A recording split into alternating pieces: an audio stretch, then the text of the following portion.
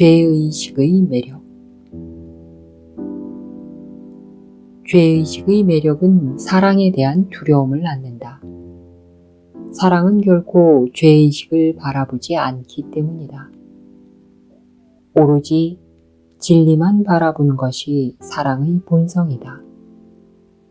사랑은 진리에서 자기 자신만 보며 진리와 더불어 거룩한 연합과 완성을 이룰 것이기 때문이다. 사랑이 두려움을 넘겨보듯 두려움은 사랑을 보지 않을 것이 분명하다.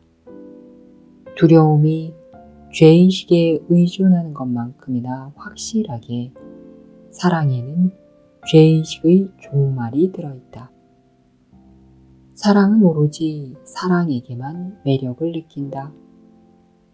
사랑은 죄의식을 완전히 간과하기에 두려움을 전혀 보지 않는다. 사랑은 공격이 전혀 없기에 두려워할 수 없다. 두려움은 사랑이 보지 않는 것에 매력을 느끼며 각자는 상대방이 보는 것이 존재하지 않는다고 믿는다. 사랑이 사랑 자신을 보는데 바치는 것과 같은 헌신으로 두려움은 죄의식을 바라본다. 각각은 자신의 메신저를 파견하며 그 메신저들은 자신이 파송된 언어로 쓰인 메시지를 갖고 돌아온다. 사랑의 메신저들은 온유하게 파견되어 사랑과 온유함의 메시지를 갖고 돌아온다. 두려움의 메신저들은 죄의식을 색출하고 찾아낼 수 있는 온갖 악과 죄의 부스러기를 소중히 다루고 그중 한 조각이라도 잃어버리면 죽을 각오로 자신의 군주 앞에 공손히 바치라는 가혹한 명령을 받는다. 지각은 제각기 다른 것의 메시지를 가져오라고 다른 언어로 요구하는 두 주인을 따를 수 없다. 두려움이 먹고 살려는 것을 사랑은 간과한다. 두려움이 요구하는 것을 사랑은 볼 수조차 없다. 사랑의 온유한 지각은 두려움이 죄의식에 느끼는 격렬한 매력을 전혀 느끼지 않는다. 사랑이 바라보려는 것은 두려움에게 아무런 의미도 없으며 전혀 보이지도 않는다. 이 세상의 관계는 세상을 어떻게 보느냐에 따라 결정된다. 그리고 이것은 내가 어떤 감정에게 메신저를 파견하여 세상을 보게 하고 본 것에 대한 소식을 가지고 돌아오도록 요청했는지에 달려있다. 두려움의 메신저들은 공포를 통해 훈련받고 주인이 부르면서 섬기라고 명하면 부들부들 떤다. 왜냐하면 두려움은 자신의 친구에게도 무자비하기 때문이다. 두려움의 메신저들은 죄의식을 개걸스럽게 찾아 죄 지은 듯이 몰래 사라진다. 그들이 되가져 온 것만 실컷 먹게 하는 주인은 그들을 춥고 굶주리게 하여 아주 악랄해지도록 만들었기 때문이다. 죄의식의 아주 작은 조각도 그들의 굶주린 눈을 벗어날 수 없다. 그들은 죄를 잔인하게 수색하면서 살아있는 것이면 무엇이든 눈에 띄는 대로 덮치고 비명을 지르면서 그것을 주인에게 끌고 가서 걸신 들린 듯이 먹어치우게 한다. 이 잔인한 메신저들을 세상 속으로 파견하여 세상을 실컷 먹어치우고 실제를 잡아먹게 하지 말라. 그들은 너에게 뼈와 가죽과 살에 대한 소식을 전해줄 것이기 때문이다. 그들은 부패한 것을 찾아서 썩고 상한 것으로 배를 그득 채워서 돌아오라고 배웠다. 그들에게는 그러한 것들이 아름다우니 그러한 것들은 굶주림의 잔인한 고통을 덜어주는 듯하기 때문이다. 두려움의 고통으로 미쳐버린 그들은 자신을 파견하는 자에게 자신이 소중히 여기는 것을 바쳐서 처벌을 면할 것이기 때문이다. 성령은 내가 두려움으로 훈련시킨 메신저들 대신에 파견할 사랑의 메신저들을 너에게 주었다.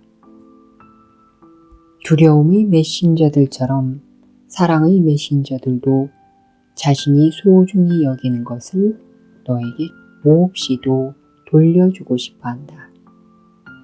내가 그들을 파견하면 그들은 오로지 흠 없는 것과 아름다운 것, 온유한 것과 친절한 것만을 볼 것이다.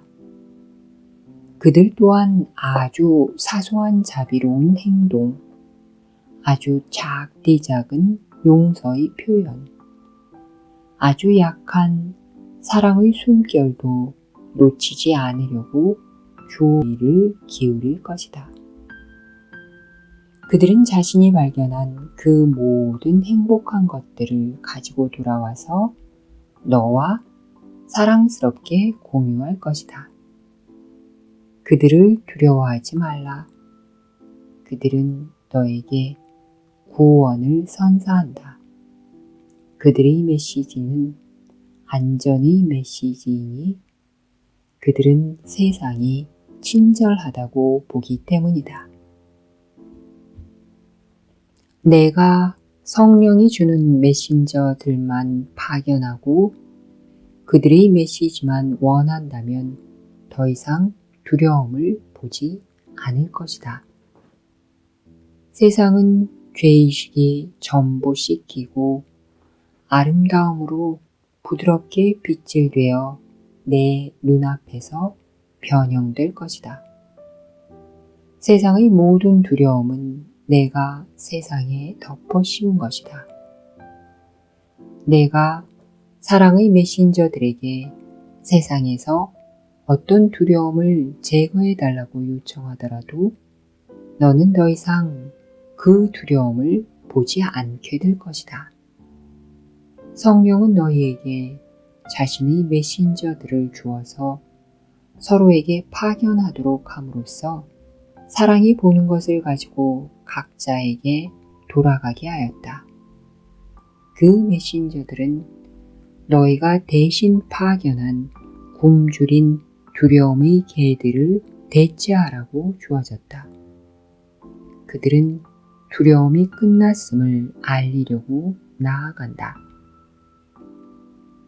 부드럽고 기쁜 속삭임과 노랫소리만 들리는 조용한 정원에 얼룩 한 점 없는 천으로 덮은 테이블이 있고 사랑 또한 그 위에 만찬을 베풀어 너희를 배불리 먹이려 한다. 이것은 너희의 거룩한 관계를 영예롭게 하고 모든 일을 영예로운 손님으로 반가이 맞아들이는 만찬이다. 그리고 거룩한 순간에 모든 이가 함께 영적 교통의 테이블 앞에서 온유하게 결합하여 감사의 기도를 드린다. 나는 오래전에 약속했고 지금도 여전히 약속하듯 그곳에서 너희와 결합할 것이다. 너희의 새로운 관계 안에서 내가 반가이 맞아들여지기 때문이다. 그리고 내가 반가이 맞아들여지는 바로 그곳에 내가 있다. 나는 은혜의 상태에서 반가이 맞아들여지며 이것은 너희가 마침내 나를 용서했음을 의미한다.